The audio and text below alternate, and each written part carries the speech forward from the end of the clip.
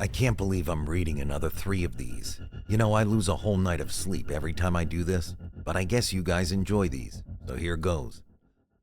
Morrison Randy and the Runner Girl. I was going through that phase in which everything your parents tell you is absolute BS because you, of course, know better than them. That's what some people call being a teenager. Well, I was a teenager in full steam, and around the time platforms like Tinder became the thing.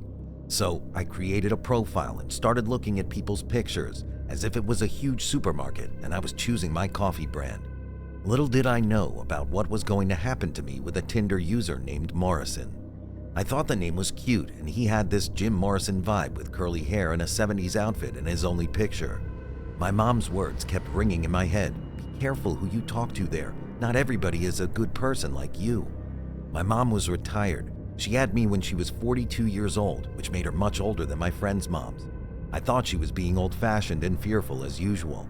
I continued talking with Morrison. We talked a lot, and he was always bragging about what he'd done, what he would do, and what we were going to do together. He said he could get me into any rock show in the country and sent me some more pictures of himself posing with an electric guitar. I was falling for his nice words and immense world. I wanted some of that too. I wanted to belong more than anything in life. I was such a full-fledged teenager back then. Anyway, I decided to give Morrison a chance, so we went to a rock concert. I was thrilled and dressed the best I could, covering my acne with thick powder and stealing my mom's red lipstick. I was going on an adventure, and when you're 17 years old, that's all that matters. Encouraged by him, I escaped my house through the window while my parents slept and walked downtown to meet Morrison at the entrance of the biggest rock venue in the city. I can't recall who was playing, but it was a super exciting Friday night. What I do remember is that by that moment, I'd never been inside. I mean, underage people were not allowed because they sell alcohol. Morrison was waving at me, but he wasn't at the door holding our fake IDs as he said he was going to be. He didn't have curly hair or rock clothes as I had seen in the pictures either. I stopped, frozen on the spot. Suddenly, my mom's words came back to me and started repeating as a mantra, "Not everybody is a good person like you." I kind of freaked out, but managed to keep it together. I didn't want to seem like a kid. After all, I had escaped my house and was wearing bright red lipstick and a short skirt. I looked like a brave rock and roll woman, so I thought I better act like one too. I came out of the initial shock and kept walking toward him. He was at the side of the venue right by the service door. Morrison, whose real name was Randy, was wearing a baseball cap, jeans, and a t-shirt, and almost had as much acne as I had back then. He wasn't the handsome guy I saw in the pictures. Nonetheless, I approached him with a smile, expecting to get inside the venue and watch the band perform. He looked at me and said that he had a problem with the printer and that he didn't have the IDs, but he knew the guy in the back door and he could get us in. To this day, I wonder what I was thinking when I went down that alley with him, alone, with a stranger bigger than me, to a dark place. He tried to get his hands on me as soon as we went into the dark. I screamed for help and ran away. He didn't chase me, but said clearly in a loud voice, "You can run, but you will be mine, I promise." I got home scared, feeling dirty and annoyed, not only because I'd fallen for an imaginary person, but because my mom was right and I couldn't tell her I escaped the house in the middle of the night. But that was just the beginning. Randy started making random appearances in my school. He would wait for me outside, sitting in his car. I can remember that baseball cap and his dark, evil grin to this day. I told all my friends about the incident and that I had a stalker. I also closed Tinder. Randy kept on showing up until he one day disappeared. I was happy because I was about to tell my parents about the whole thing and call the cops. I thought the nightmare was over until he made a final move. I was in the school sports center coming out of the showers. I was a runner back then and was preparing for scholarship trials. Therefore, I was pushing it harder than anyone else, and all my friends had already gone home. I was exhausted but happy. That was until I came out of the shower wearing nothing but a towel and saw that evil grin again. He said slowly, "I told you I was going to make you mine soon. Did you think I was joking?" To this day, I wonder where did I get the strength from, but I threw the towel at his face and hit him in the nuts with my right knee before I stormed out of the building, completely naked into the broad daylight. I told my parents about the whole thing. When the police got him, it turned out that Randy wasn't 16, but 32, and had a long record of harassing teenage girls. That year, I won my scholarship and I kept on running until I became a professional, but I never in my life ran faster than that day. My best race was when running for my life. The finger inside the box. The whole fame thing wasn't what I expected. I was a singer, songwriter, recording artist, and performer, and I was just 25 years old. I was living the dream I had since I was old enough to sit at my dad's piano.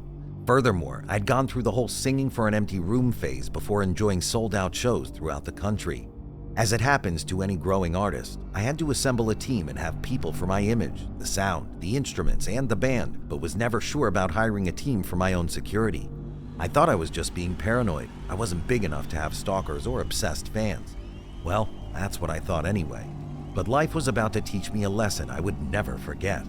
It was wintertime, and I was performing in Salt Lake City, Utah. It was freezing cold, and there was a soft drizzle falling non-stop. I had 2 coats on, and as soon as I sat on my dressing room's couch, I felt something hard beneath me. It was a box. I opened it thinking it was the gift of a fan, but I threw it in the air as soon as I saw its content. It was the tip of a human finger. I panicked immediately and ran under the nearest table where I remained until my manager could comfort me. We read the letter together, and it was full of praising words. I mean, stuff like, "You're the only one who understands me," and "Your songs speak to me, we're the same." He'd cut part of his finger as proof of love and left it for me in my dressing room. I can't even begin to tell you how terrified I was to go out on stage that night. The show was half an hour away, the place was packed, and there was an obsessed, socially broken finger person somewhere in the audience. How do you relax through that? I mean, I dreamed about being a star, but this was too much. I wasn't ready to face the crowd. I knew it. My manager knew it, and the chief of security in the building knew it, but the show must go on. The venue's security went out looking for someone with a missing finger, but couldn't find anyone. So I went out there under the spotlight, sat at the piano, and did my best to give a good show, even though I was really shivering inside. On my way to the van, I was terrified and couldn't look any of my fans in the eyes or sign any records or t-shirts. My press people said to the media I had the flu. They were protecting my career as a rising star, but I was crumbling inside. I felt a grade of panic I'd never felt before. It was as if someone was watching me all the time, whatever I did. The tour continued, and from Salt Lake City we went to Boise, Idaho to play an even bigger show. One of my songs had made it to number 3 in the Billboard chart, and people were in a ticket-buying frenzy. But the dream I was living was closer to a nightmare for me. I hired an entire security team and had 2 bodyguards with me at all times. I mean, I was scared, but my imagination was nowhere near what was about to happen. I made it to the dressing room, and instead of being on the couch, the little box was on the table. I almost fainted when I saw it. The box was exactly the same as it was before. My manager opened it up, and it had a piece of my coat and a little letter that said the sender waited for me outside, under the cold rain, with his t-shirt and a record for me to sign.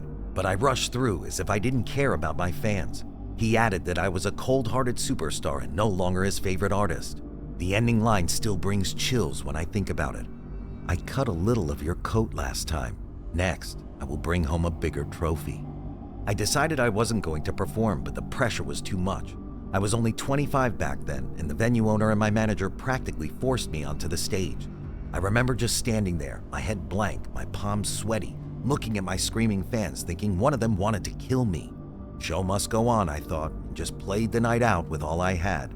Inside my head, it was my last performance because someone was going to kill me. We made it to our next stop, Portland, Oregon. Again, another cold night with soft drizzle, another packed venue, another empty dressing room, another box, and another letter. This time, the letter was even more intimidating, saying that I had again ignored him and that I didn't deserve fans like him. He explicitly said he was going to kill me. It was a death threat, or maybe a death sentence, though it was enough to get the police involved. We called 911 and, within 5 minutes, 2 officers arrived. Luckily enough, the police were able to retrieve the fingerprints from the box and, using their database, found the person who was sending me the mysterious boxes. All the lights in the venue went on, and they finally found him. He was at the front row, and to make matters worse, he had some sort of homemade knife he had managed to hide on his way in. It was a close-to-death experience that taught me a lot about touching others with music and my responsibilities as an artist. Also, it taught me that if there's one thing to cut corners on budget-wise, it's definitely not security. Saul, the high school stalker, strikes back. When Facebook appeared back in the mid-2000s, I'd been out of school for 10 years. Therefore, the platform became a way to look for my old classmates and see what had happened in their lives. I mean, before that moment, there wasn't any way to find someone only with their first and last name. So all of us, my entire class, regained touch after a decade of not talking to each other. It was all fun and jokes, but things were going to get really dark really soon. We decided to make a big rendezvous. It was something that hadn't happened since graduation day. We all attended. Some were married and had children, some others were not. I belonged to the second group. I had just finished a relationship and was single for the first time in a long time. As usual with these kinds of meetings, everybody started talking about what they'd done in the decade we hadn't seen each other. All of us made an effort to hide our failures and highlight our successes. For example, my best friend in high school, Phil, said he was a physicist who was doing paperwork to be accepted at NASA. I knew he had just gotten one email and possibilities were remote, if any. I was doing okay, working as a journalist for the local newspaper and eventually selling some articles to national publications. Although it was enough not to be on the loser's side of the meeting, I might have embellished the truth by telling one or two small lies about being published in big magazines with nationwide coverage. But the problem wasn't the first reunion or the second. It all started with the third. The thing was, we gathered in my house. Well, it wasn't really my house, to be honest. My grandma had passed away. She was married to a very wealthy man. The house was on sale, but was humongous and amazing, and I wanted to impress my fellow former classmates, so we got together there, and I told them that's where I lived. Also, the problem was that Saul had joined the party. He had a huge crush on me in high school, and I could barely shake him off my tail most of the time. He was a harmless stalker who followed me in his car and would leave me "I love you" notes in my locker all the time. He'd grown into a handsome, successful man, but there was still something dark about him that I didn't like. By the time the meeting was over, many anecdotes were told, many laughs were had, and we were all a little drunk. I decided I was going to spend the night in my granny's house because I couldn't drive home. That's when things took a sinister turn. I walked up the huge marble stairs in my pajamas, and as soon as I put my head on the pillow, my phone's screen lit up. It was a Facebook for mobile message from Saul. He said it was nice to see me again and that I looked as beautiful as always. It was odd, but I dismissed it. After all, he was annoying but harmless. At least, that's what he had always been up to that point. I fell asleep half dizzy from the booze and with a huge smile thinking that the bed was big and I was in for a great night of sleep. I turned off the alarm clock. Little did I know about what was going to happen that night. I woke up at 4 a.m. with a loud thump. I thought it was the huge tree right outside my window. A branch was moving because of the wind and making noises. Instinctively, I grabbed my phone and found a myriad of messages by Saul. He said things like, "Why are you ignoring me? And let me guess, I'm not man enough for you?" But the most disturbing one was the last. He said, "I will make you understand that I am the exact man you have been looking for." That's when I freaked out and got out of bed. I put on a thick coat and ran downstairs and decided to get into my car and drive home. To my surprise, the mess in the living room was perfectly ordered and the back door was open. My stomach sank as I realized this meant he was inside the house with me. I could feel him somehow. It was a dark and sick feeling. My heart was about to burst out of my chest. I made it to my car and drove home as fast as I could. That's when the real problem started. I lived in a small house in a not-so-good neighborhood that was what I could afford with my salary. As soon as I made it in, I got another message from Saul that said, "You lying bitch." I put away the phone and locked myself inside. Another message from Saul. "You were lying to impress us? You think you're better than me, but now I know how fake you are." I heard footsteps outside the property. He'd followed me to my real house. I tried my best to hold my pulse and dial 911, but dropped the phone. It lost signal completely after the fall, but was still connected to the Wi-Fi. Suddenly, all the lights went out. Did he seriously cut the power line, I thought? And I was not mistaken. My house's phone was also dead. Suddenly, a loud thump in the back door made me burst into tears. All I had was the internet, so I sent a Facebook message to Phil asking him to call the cops and give him my address, my real address. Luckily for me, Phil wasn't asleep and the cops made it within 10 minutes, just when he had broken the lock on the door. God knows what would have happened if Phil was asleep. 5 years went by from that night. Saul still has a restriction order to 1 mile away from my property, and I've never seen him again. I guess some things change with time, but others remain the same.